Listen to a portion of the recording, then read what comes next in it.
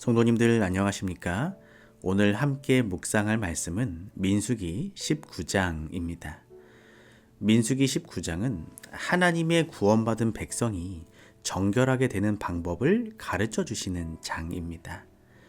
이미 하나님께서는 레위기 11장부터 15장에 각종 정결 의식에 대해 말씀해 주셨습니다. 민수기 19장에서 다시 정결 의식이 언급되는 이유는 민수기 17장부터 계속된 고라 사건의 후속 조치로서 하나님의 백성들은 세상 백성들과는 달리 정결해야 했기 때문입니다. 하나님의 백성들은 겉으로 드러나는 외형적인 부정뿐 아니라 영적으로도 더럽혀져서는 안 되었습니다. 사람이 육적으로 그리고 영적으로 부정하면서도 자신을 정결하게 하지 아니하면 하나님의 성소를 더럽히는 것이니 그대로 두면 마침내 회중 가운데서 끊어질 것이었기 때문입니다. 민수기 19장의 전반부는 붉은 암송아지에 재로 정결하게 하는 잿물을 만드는 방법, 후반부는 그 잿물을 사용하여 정결케 하는 방법을 설명하고 있습니다. 민수기 19장 2절에서 5절입니다.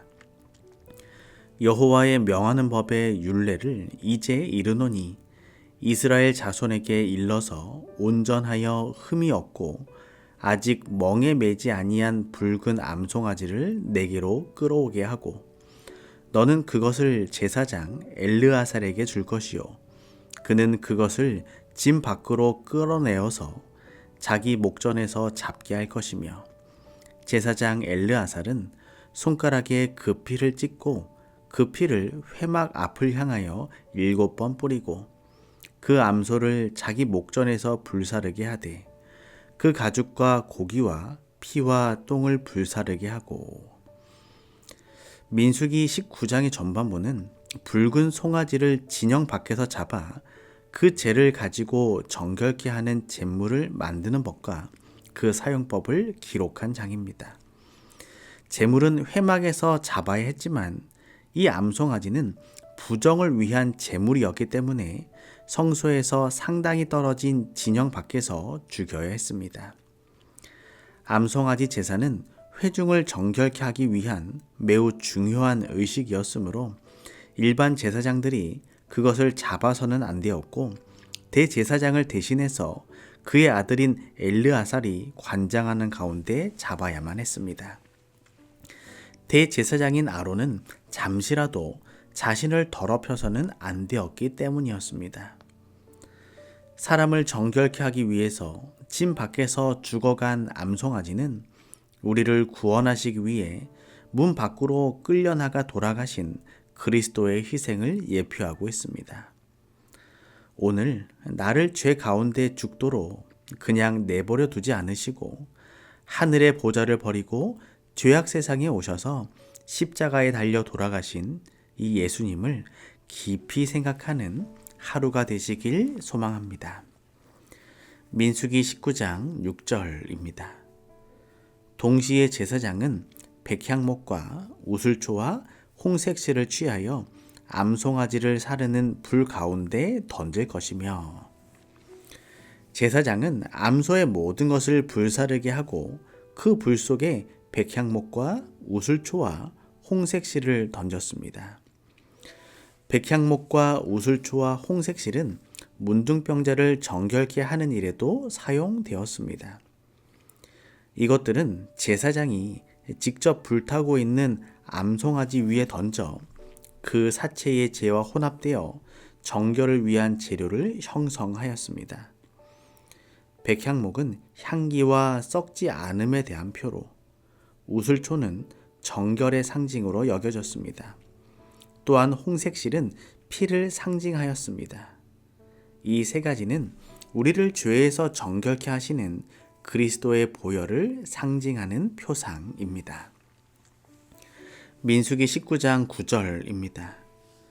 이에 정한 자가 암송아지의 재를 거두어 진박 정한 곳에 둘지니 이것은 이스라엘 자손 회중을 위하여 간직하였다가 부정을 깨끗게 하는 물을 만드는 데 쓸 것이니 곧 속죄제니라. 암송아지의 제는 부정을 정결케 하는 물 혹은 속죄의 물이라고 부르는 제물을 만드는 데 쓰여졌습니다. 부정을 정결케 하는 일에도 제물의 피와 죽음이 필요하듯이 우리의 정결도 그리스도의 피와 희생이 필요하다는 교훈을 주고 있는 것입니다. 우리의 구원은 희생 없는 구원이 아닙니다. 예수님의 희생과 십자가에서 죽으심으로 말미암아 주어진 구원입니다. 내가 오늘 아침 숨을 쉰다는 것, 내가 움직일 수 있다는 것, 내가 죄 가운데 여전히 살아가지만 영원한 생명을 바라보고 소망 가운데 살 수 있는 것, 이 모든 것들이 예수님의 십자가로 말미암아 얻어진 값진 선물이라는 것을 오늘 우리 모두가 생각하고 묵상하게 되기를 소망합니다. 민수기 19장 20절입니다. 사람이 부정하고도 스스로 정결케 아니하면 여호와의 성소를 더럽힘이니 그러므로 총회 중에서 끊쳐질 것이니라. 그는 정결케 하는 물로 뿌리움을 받지 아니하였은즉 부정하니라. 왜 한 개인의 부정함이 전체 성막을 더럽히는 것일까요? 고린도전서 3장 16절은 이렇게 이야기합니다. 너희가 하나님의 성정인 것과 하나님의 성령이 너희 안에 거하시는 것을 알지 못하느뇨. 우리 몸은 하나님의 성전이라고 말하고 있기 때문입니다. 우리의 부정이나 죄가 아무리 사소하게 보이는 것일지라도 용서받고 정결하게 되기 위해서는 그리스도의 피와 희생이 필요합니다.